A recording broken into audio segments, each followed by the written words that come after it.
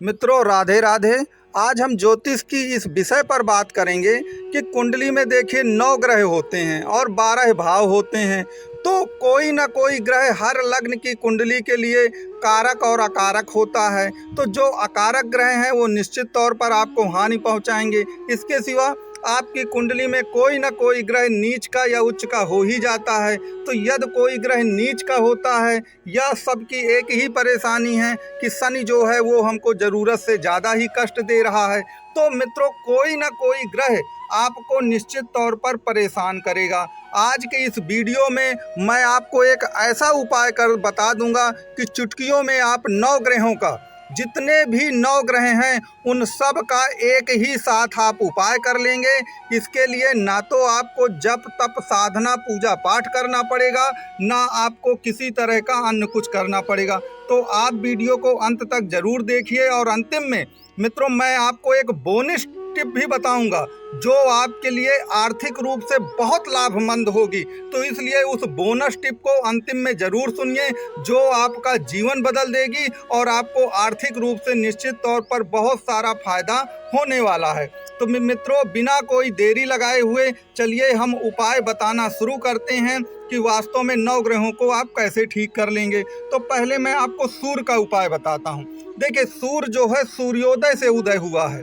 तो जो व्यक्ति सूर्योदय में उठ जाता है, बिस्तर छोड़ देता है, और सूर्य पिता का कारक है, अपने पिता का सम्मान करता है। फिर सूर्य जो है आत्मा का कारक है, आत्मा से किसी के साथ बुरा भला नहीं सोचता है और अपने पिता का सम्मान करता है, सूर्य को अर्घ देता है। मान लीजिए कि बस इतना करने से ही सूर्य का जो उपाय है वो हो गया, वो सूर्य का उपाय हो गया। और यदि आपकी कुंडली में सूर्य जो है नीच का बैठा हो तो उसको अगर आपको मजबूत करना है तो सूर्य क्या है, राजा हैं, बड़े बड़े राजकीय पद में बैठते हैं, उनसे आपको संबंध बनाना है बस। अब दूसरा, मंगल के लिए हम सोच लें। देखिए, मंगल क्या है, मंगल हार्ड वर्क करने वाला इंसान है, सेनापति है, जो जमीन में रह के काम करता है। तो अगर आप सुबह सुबह उठकर या सारा दिन में 4 से 5 किलोमीटर 6 किलोमीटर जितनी आपकी वो हो शारीरिक क्षमता, उतना आप चल फिर लेते हैं, शारीरिक मेहनत है वो कर लेते हैं, तो मान लीजिए कि आपका जो मंगल है उसका उपाय यहीं से हो गया।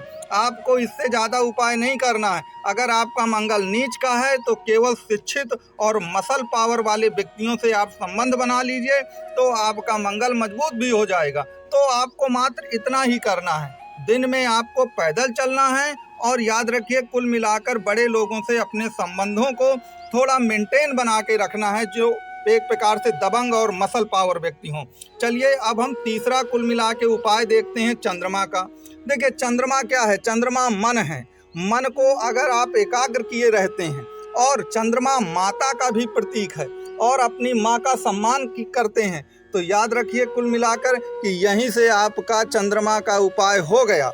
और ये उपाय सबसे ज़्यादा दमदार है। क्यों उपाय ये दमदार है, जो मैं आपको उसका आगे चल करके मैं आपको बताऊंगा ही कि जो बाकी आप उपाय करते हैं वो इतने ज़्यादा दमदार क्यों नहीं हैं, और जो उपाय मैं आपको बता रहा हूँ वो वास्तव में इतना ज़्यादा दमदार क्यों है, उसको मैं आपको अंतिम में बताऊंगा भी। तो अभी हम चंद्रमा के बारे में, कि चंद्रमा के लिए आपको मन और माता, इन दोनों को कुल मिला करके आपको बहुत ज़्यादा वो करना पड़ेगा। अगर आप इन दोनों को मिला करके कार्य करेंगे 100% आपका चंद्रमा का उपाय हो जाएगा। अब इसके बाद अगर हम बुध ग्रह के बारे में विचार करें तो देखिए, बुध क्या है, बुध आपकी बुद्धि है और बुध आपकी वाणी है। अगर आप मौन व्रत धारण करते हैं और ज़्यादा वाणी का दुरुपयोग नहीं करते हैं, मौन व्रत धारण करें और ज़्यादा वाणी का प्रयोग ना करें, और अपने विवेक का सही ढंग से प्रयोग करें, तो मान लीजिए कि आपका बुध का जो उपाय है वो यहीं से कुल मिला के आपका हो जाता है। तो बुध के उपाय के लिए बाकी आपको बहुत बड़ी तपस्या नहीं करनी, आपको मौन धारण रखना है। मौन धारण रखने के साथ आपको अपनी वाणी पर कंट्रोल रखना है। और इसके साथ ही साथ अगर आपका बुध बहुत कमज़ोर हो तो बुध व्यापार का कारक है, आप किसी प्रतिष्ठित व्यापारी के साथ अपने संबंधों को बनाए रखिए। याद रखिए यहीं से आपके बुध के सारे उपाय हो गए। अब हम मान लीजिए कुंडली में गुरुदेव के उपाय बताएं, तो गुरुदेव के उपाय क्या हैं? गुरु भगवान बृहस्पति भगवान के। आपको गुरु क्या है? ज्ञान है। आपको पुस्तकों पर सबसे ज़्यादा मन लगाना है इस सांसारिक जीवन के स्थान पर। दूसरा, आपको धर्म कर्म और दान पूजा में अपना मन और चित्त को लगाए रखना है। आपको नास्तिक नहीं बनना है, आपको आस्तिक बनना है। तो आपकी पूजा यहीं से गुरुदेव आपके ठीक हो जाएंगे और आपको कोई दिक्कत नहीं आएगी। तो मैंने आपके लिए गुरुदेव के उपाय बताए कि धर्म कर्म दान पूजा ईश्वर भक्ति ज्ञान की पुस्तकें पढ़ना, ये सब के सब आपके गुरु के उपाय हैं। अगर ऐसा आप करते हैं तो बाकी आपको कुछ भी करने की आवश्यकता नहीं पड़ेगी, बाकी अन्य कोई कार्य करने की आवश्यकता। तो ये चीज़ें आप अपनी दिनचर्या में शामिल कर सकते हैं और इस तरह आपका ये गुरु का उपाय हो जाएगा। अब इसके बाद आपका शुक्रदेव है। देखिए शुक्रदेव क्या है? शुक्रदेव महिलाएं हैं। अगर आप महिलाओं का सम्मान पूर्ण रूप से करते हैं, समझिएगा इस बात को, क्योंकि शुक्रदेव वैभव हैं, विलासिता हैं और महिला के प्रतीक हैं। तो सबसे पहले तो आप महिलाओं का सम्मान करना सीखें, नंबर 1। दूसरा, ये विवाह के भी कारक हैं। तो आप अपने वैवाहिक जीवन को कितना सुखमय बना सकते हैं, कितना अच्छा बना सकते हैं। तो अगर आप अपने वैवाहिक जीवन को बहुत ही ज़्यादा सुखमय बनाते हैं, महिलाओं का सम्मान करते हैं और कुल मिलाकर के परलोक की या परालौकिक बातें जो हैं वो ज़्यादा ना करके आप इसी दुनिया में रहते हैं और इसी दुनिया समाज की बातें करते हैं, तो याद रखिए इतने से ही आपका शुक्र मजबूत हो जाएगा। बाकी आपको शुक्र के कोई भी उपाय करने की आपको कोई आवश्यकता नहीं है। अब देखिए शनि देव के बारे में सबसे ज़्यादा प्रश्न पूछे जाते हैं। तो देखिए शनि क्या है? शनि सेवक है, मजदूर है।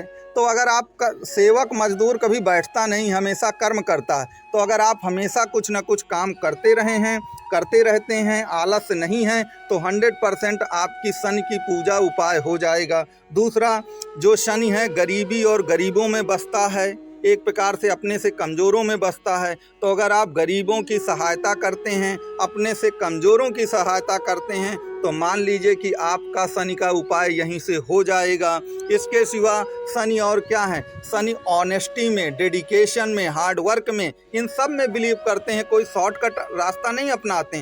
तो अगर आप में ये लक्षण हैं या आप ये करने जा रहे हैं, कर रहे हैं, तो फिर शनि के उपाय करने की आपको कोई आवश्यकता ही नहीं है। सबसे सॉलिड शनि के व्यवहारिक उपाय तो यही हैं और इसके सिवा जो पहले मैंने बताए वही उपाय हैं सब कुछ। अब आते हैं, देखिए अगर राहु केतु के बारे में लोग बहुत पूछते हैं मुझसे कि महाराज ये राहु केतु हमारे में खराब है, इनके लिए क्या करेंगे?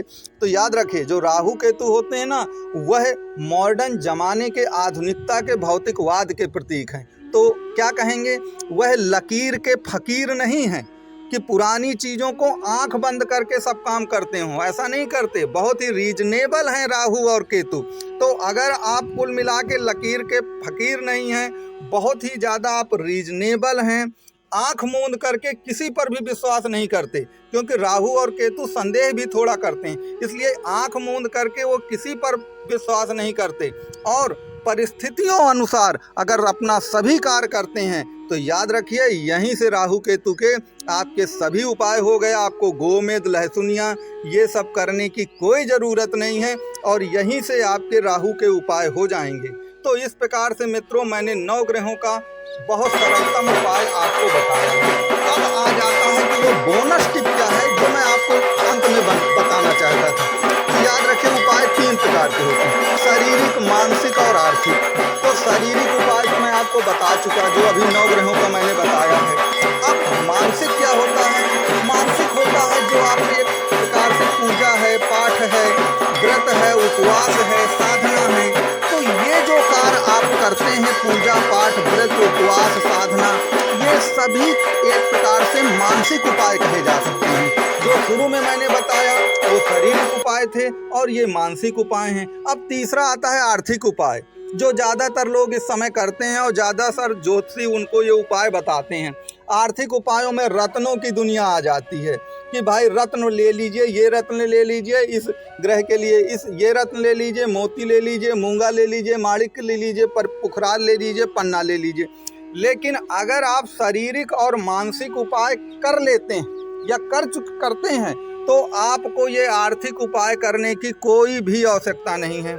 मेरी बात ध्यान से सुन लीजिए, आपको ये आर्थिक उपाय करने की कोई आवश्यकता नहीं है, इस बात को आप नोट कर लीजिए। अगर आप वो उपाय नहीं कर पाते हैं जो मैंने शारीरिक और आप मानसिक उपाय आपको बताए, तभी आपको कुल मिलाकर इन उपायों के पीछे दौड़ना है। अगर आप उन उपायों को कर लेते हैं तो आपको रत्नों वाला उपाय करने की कोई आवश्यकता नहीं है, क्योंकि रत्न के नाम पर लोगों को लूटने का कार्य बहुत ज़्यादा किया जाता है। तो आप शारीरिक और मानसिक उपाय करिए। तो मित्रों, मैंने 9 ग्रहों के बारे में आपको बहुत ही व्यवहारिक ढंग से बताया है। आपको कुंडली में आपका कोई भी ग्रह खराब हो, ठीक ना हो, ग्रह शांति की बात हो, तो मेरा व्हाट्सअप नंबर दिया गया है। आप इस व्हाट्सअप नंबर पे अपनी बात कहें, मैं 100% आपकी बात का जवाब दूंगा। और आपके कोई भी प्रश्न हो ज्योतिष से संबंधित तो मेरा नंबर दिया गया है, आप 100% इसमें अपनी बात कह सकते हैं। मैं आपके सभी प्रश्नों का विस्तृत रूप से जवाब दूंगा। इसके सिवा यूट्यूब का कमेंट बॉक्स है, आप उसका भी प्रयोग कर सकते हैं। तो चलिए मित्रों, अब यहीं से मैं अपने वीडियो को समाप्त करूंगा और अंतिम में आपसे केवल एक ही मेरी अपील है कि अगर आपको वीडियो मेरा पसंद आया हो, यदि वीडियो आपको पसंद आया हो, आपको कुछ भी इसमें अच्छा लगा हो, तो आप वीडियो को लाइक, शेयर और सब्सक्राइब ज़रूर करें। क्योंकि आप वीडियो देखते तो पूरा हैं, लेकिन कुल मिला के उसको लाइक, शेयर और सब्सक्राइब नहीं करते। तो मेरा आपसे यही निवेदन है कि आप लाइक, शेयर, सब्सक्राइब करें। और ग्रहों के संबंध में कोई भी उपाय आपको पूछने हो या आपकी कुंडली में किसी भी तरह का कुछ भी आपको दिक्कत, प्रॉब्लम, परेशानी आ रही है, तो निश्चित तौर पर आप मुझसे संपर्क कर सकते हैं। तो मित्रों, मेरा वीडियो देखने के लिए आपको कोट धन्यवाद।